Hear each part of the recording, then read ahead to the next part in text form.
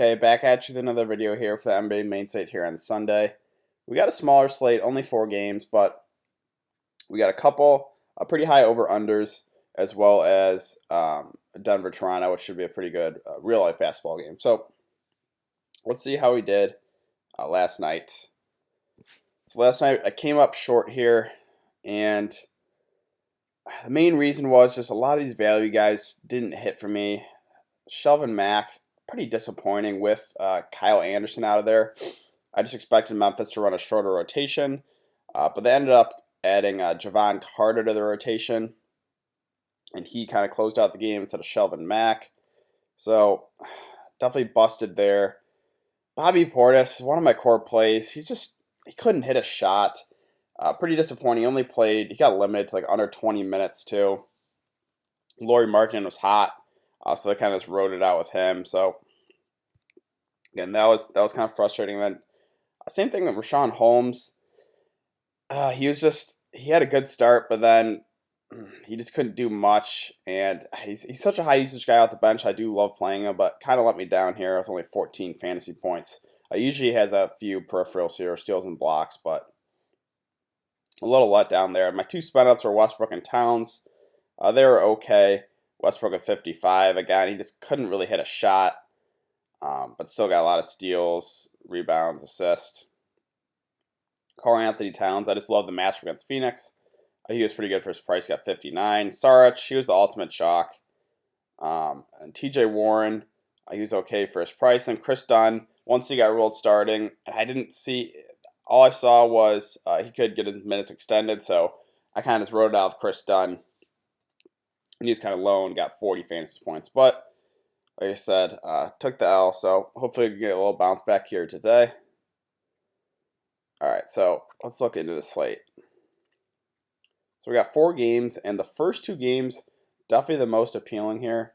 The Lakers and Wizards especially, 2 teams I love targeting. 232 over under with a 1-point spread.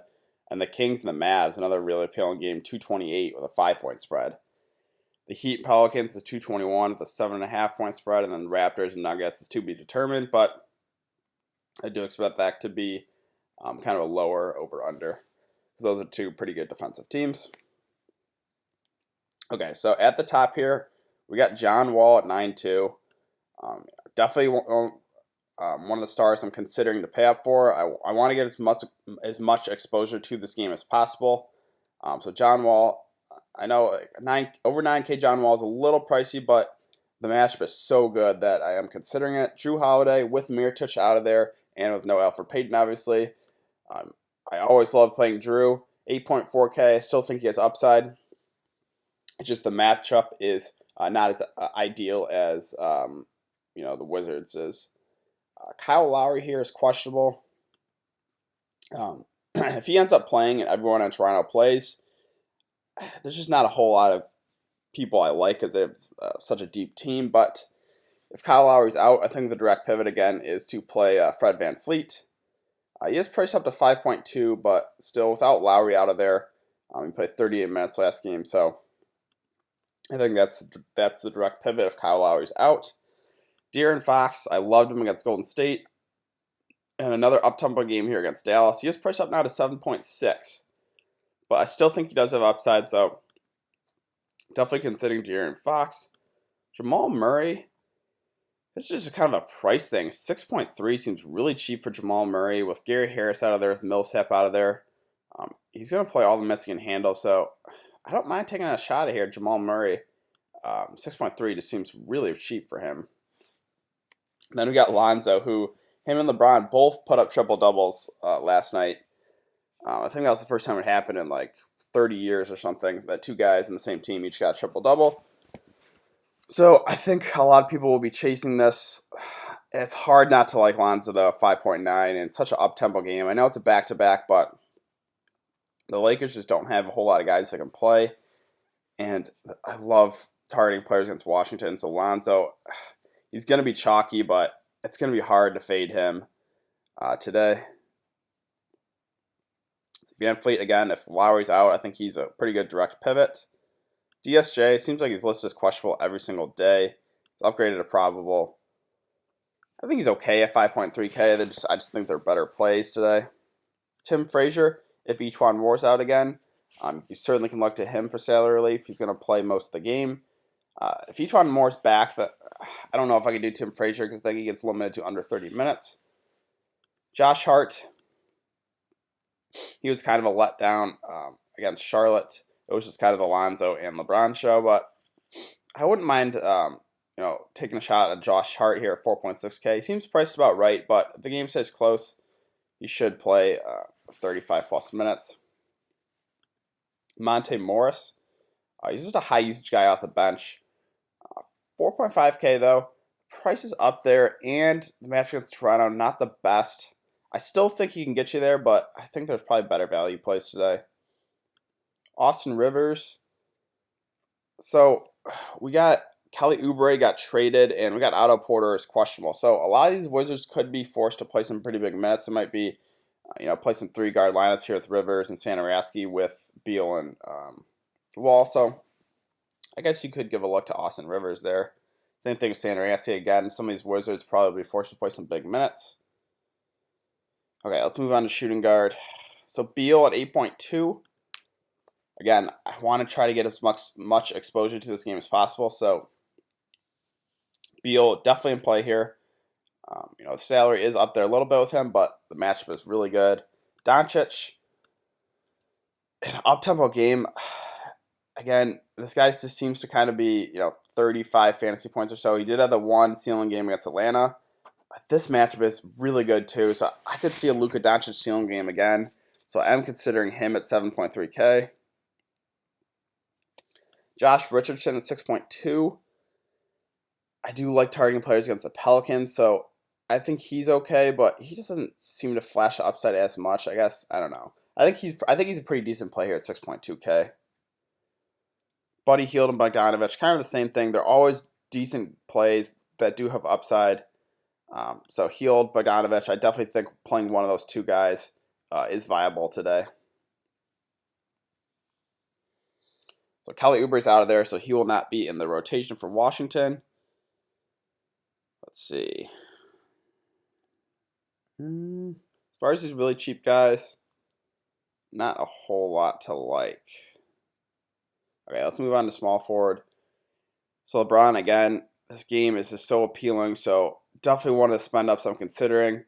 He got you there basically in 3 quarters last night against the Hornets. So LeBron, certainly, I think he's going to be pretty chalky today. Definitely one of the spend ups I am considering. Kawhi, maybe if Kyle Lowry's out, but I would just rather pay the extra $2,000 for LeBron. Kuzma kind of finally had an off game because LeBron and Lonzo just took over, but he still has upside.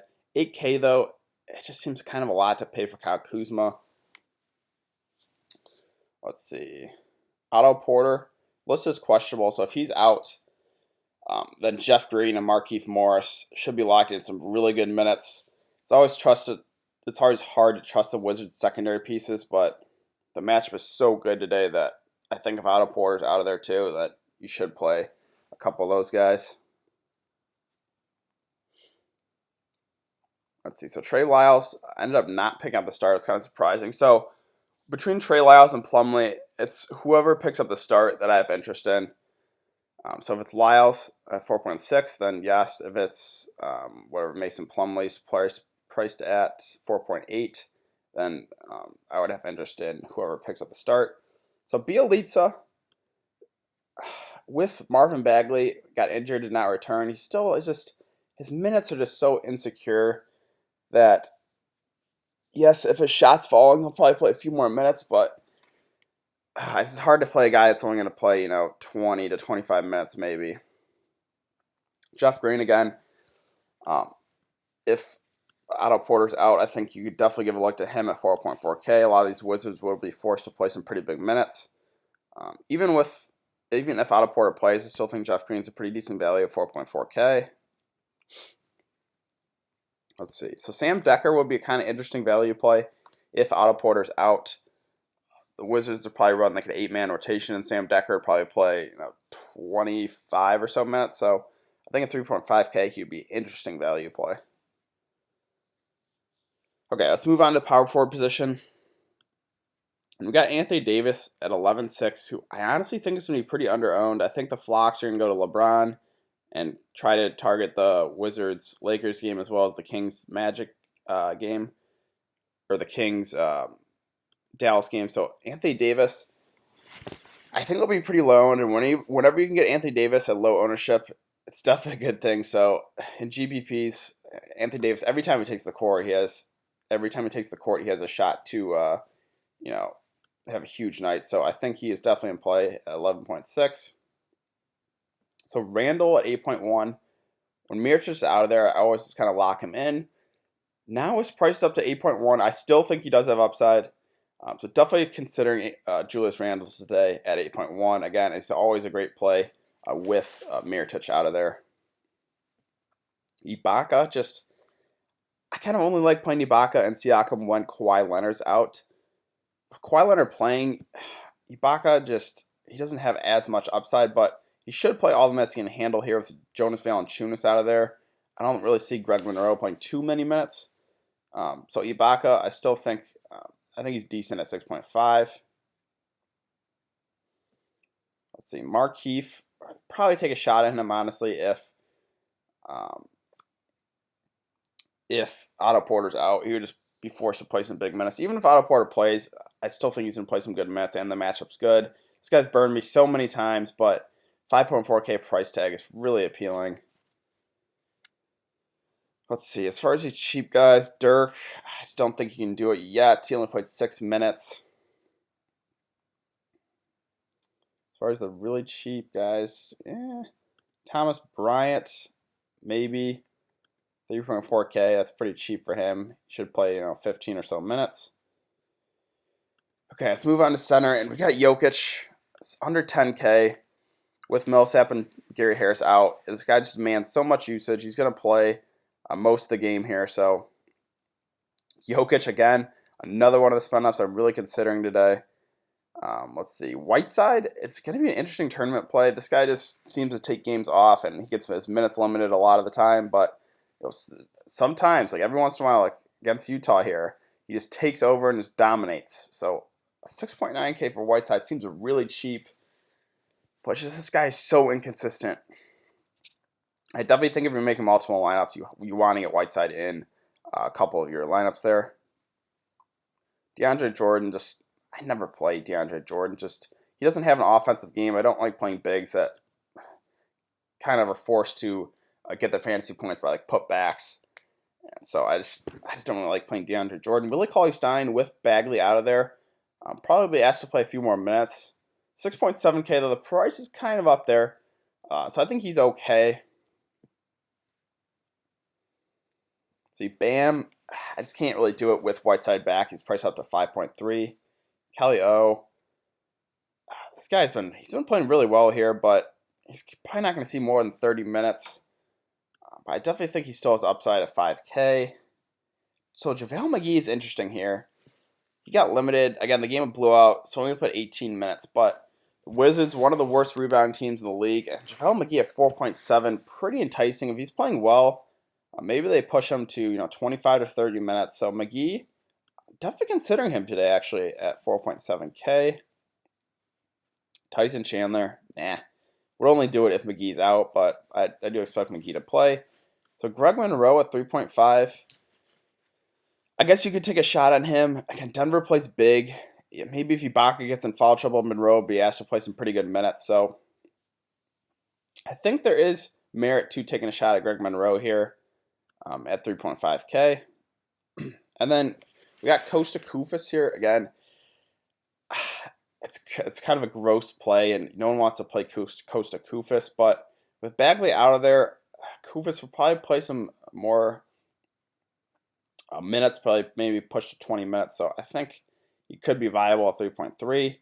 And then maybe Harry Giles cracks the rotation with Bagley out of there, but this would only be in like a deep flyer play.